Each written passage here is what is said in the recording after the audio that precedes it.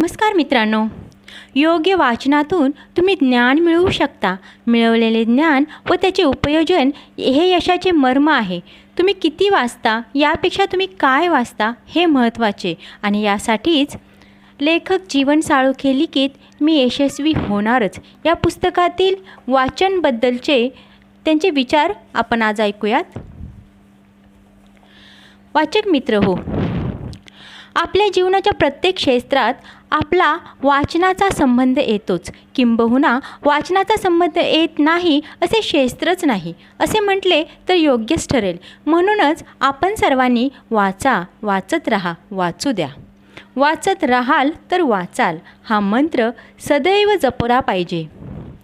एक गोष्ट आपण सर्वांनी लक्षात ठेवली पाहिजे, जो सुशिक्षित असून वाचत नाही आणि वाचता येत नाही, अशिक्षित आहे म्हणून वाचत नाही, यांच्यामध्ये तसा काहीच फरक नाही. पुस्तकासारखा मित्र नाही, ग्रंथासारखा गुरु नाही. ग्रंथ हा जसा सर्वसामान्यांसाठी गुरु आहे तसा तो शिक्षकांसाठीही कायमस्वरूपी गुरु आहे. तुम्हाला आवडेल ते पुस्तक, ग्रंथ तुम्ही हवे तेव्हा, हव्या तितक्या वेळा, हवे तसे वाचू शकता. ग्रंथ हे तुमचे नित्य मार्गदर्शक आहेत. तुमच्यासाठी सहज उपलब्ध होणारे, नेहमी उपयुक्त ठरणारे, योग्य दिशा दाखवणारे, कधीही कंटाळा न करणारे गुरु आहेत. तुमच्या अडचणीच्या वेळी, संकटकाळी समस्या सोडवण्यासाठी तुमच्या प्रयत्नांना योग्य बळ देणारे, साथ देणारे ते खरे सोबती आहेत. वाचनामुळे तुमच्या व्यक्तिमत्वाला समृद्धी येते, संभाषणाला रुची आणि अभिरुची प्राप्त होते, तर लेखनाला एकाच वेळी खोली आणि उंची लाभते. ग्रंथामधून, विविध प्रकारच्या पुस्तकांमधून साऱ्या जगाचे, अनेकविध विषयांचे, नाना भाषातील वैविध्यपूर्ण साहित्यकृतींचे चित्र, नाट्य, कला, क्रीडांचे आपल्याला ज्ञान मिळते. म्हणूनच तर ग्रंथ, पुस्तक हे खऱ्या अर्थाने ज्ञान, माहिती, मनोरंजनाचा खजिना आहे, ज्याचा वापर आपण मुक्तपणे करू शकतो. हा खजिना तसा कधीच कुलूपबंद नसलेला आहे. एक वेळ माणूस माणसाशी शत्रुत्व करेल, विनाकारण द्वेष करेल, मात्र पुस्तके कोणताही कोणाशीही वैरभाव करत नाहीत, कधीही दुजाभाव करत नाहीत. अखंड मैत्री करणे हाच त्यांचा स्थायी भाव आहे. खऱ्या अर्थाने ग्रंथ हे मौल्यवान चिंतनधन आहे. Akashvani, radio, TV, cinema ही प्रगत असणारी सर्व साधने पुस्तकांसाठी पूरक व पोषक साधने आहेत. मात्र ती ग्रंथांना किंवा पुस्तकांना पर्यायी साधने होणे तसे शक्य नाही. दुर्दैवाने वाचनाकडे दुर्लक्ष करणे, कंटाळा करणे, केवळ ठराविक वर्तमानपत्रामुळे मर्यादित वाचन करणे याकडे आपल्यापैकी बहुतेकांचा कल आहे आणि असतो. हे सर्व कशामुळे, का, याचे प्रमुख कारण म्हणजे वाचन ही खरंच आपली अत्यावश्यक किंवा जीवनावश्यक गरज राहिलेली नाही. वाचन केल्याने मोठा आर्थिक फायदा होत नाही किंवा वाचन न केल्याने काही तोटा होत नाही, कोणाचे काही अडून राहत नाही. म्हणूनच समाजामध्ये वाचनाबद्दलची उदासीनता वाढत आहे. खरं तर वाचनाचा कंटाळा आला म्हणजे तुमच्या भाग्याला टाळा अशी स्थिती आहे. मात्र आपण याचा गांभीर्याने विचार करत नाही. आपल्याकडे चांगल्या पुस्तकांचा, साहित्यकृतींचा, संदर्भ ग्रंथांचा तसा दुष्काळ नाही. मात्र खरा दुष्काळ आहे तो वाचकांचा. चांगल्या ग्रंथसंपदेकडे सोयीने दुर्लक्ष करण्यात सुशिक्षित वर्गाला मोठी धन्यता वाटते. ही खेदाची गोष्ट आहे. आपल्या शरीराबरोबर मनाचे, बुद्धीचे, विविध भावनांचे भरणपोषण होणेही तितकेच आवश्यक आहे. त्यासाठी अभ्यास विषयासह इतर पूरक वाचनही आपल्या व्यक्तिमत्व विकासासाठी, ध्येय साध्य करण्यासाठी आवश्यकच नव्हे तर अपरिहार्य आहे.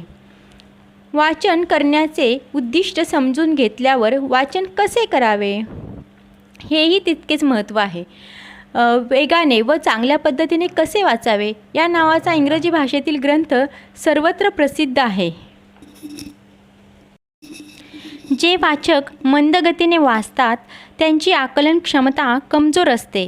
ज्यांची दृष्टी चांगली, शब्द भांडार उत्तम आहे, आशय व अर्थाची नेमकी जाण आहे, तेच वाचक वेगाने वाचू शकतात. कष्टाने वाचणाऱ्यांपेक्षा वेगाने वाचणारा वाचलेले अधिक ग्रहण करू शकतो, समजू शकतो. असा गुण तुमच्या यशाचा राजमार्ग प्रकाशमान करतो.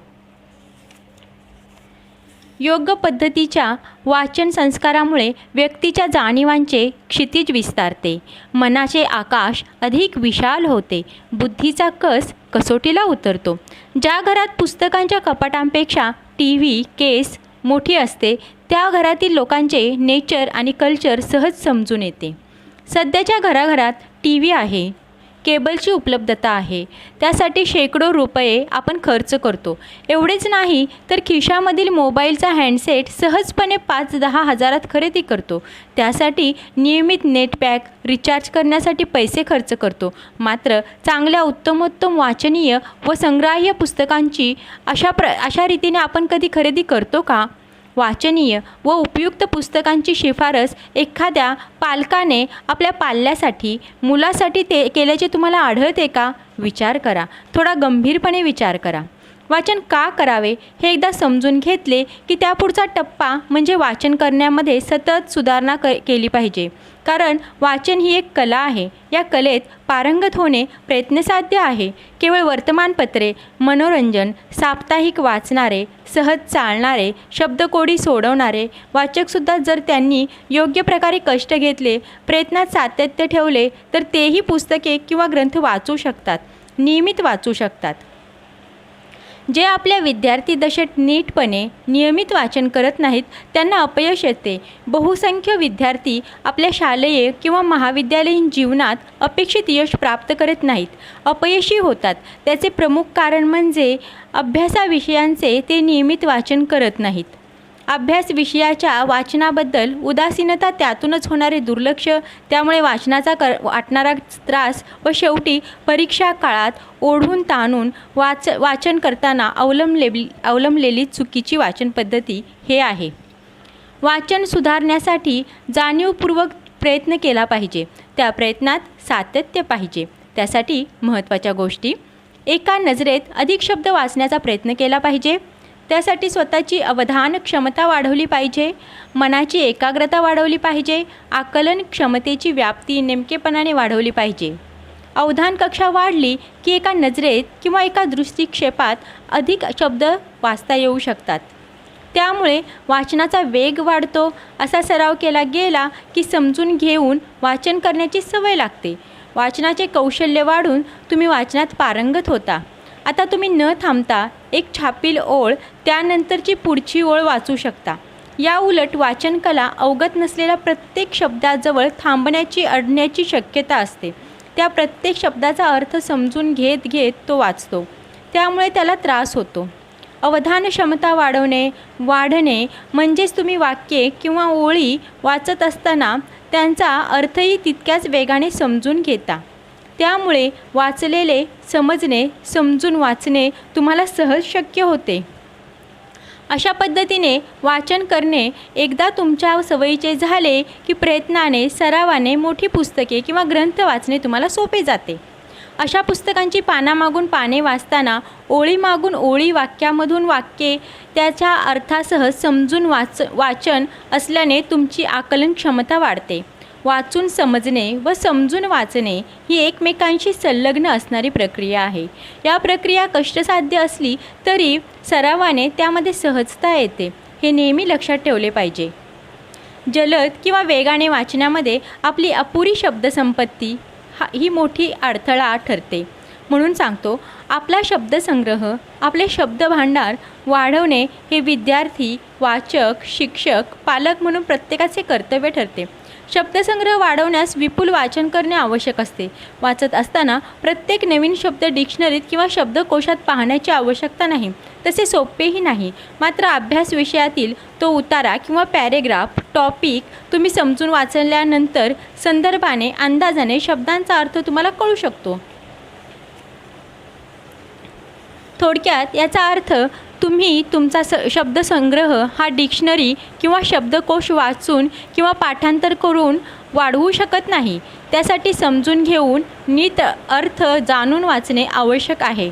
त्याचबरोबर तुम्ही ज्या क्षेत्रात कार्यरत आहात, जो तुमचा अभ्यास विषय आहे, त्या संदर्भात वेगवेगळी पुस्तके किंवा ग्रंथ काळजीपूर्वक शोधक वृत्तीने विपुल प्रमाणात वाचली पाहिजेत. त्यात नियमितपणा व सातत्य हवे. केवळ मिळाली तर सवड आणि असली तर आवड असे नको. टिकाऊ यशासाठी दिखाऊ प्रयत्न हे नेहमीच कुचकामी ठरतात. हे नेहमी स्मरणात ठेवा. धन्यवाद मित्रांनो.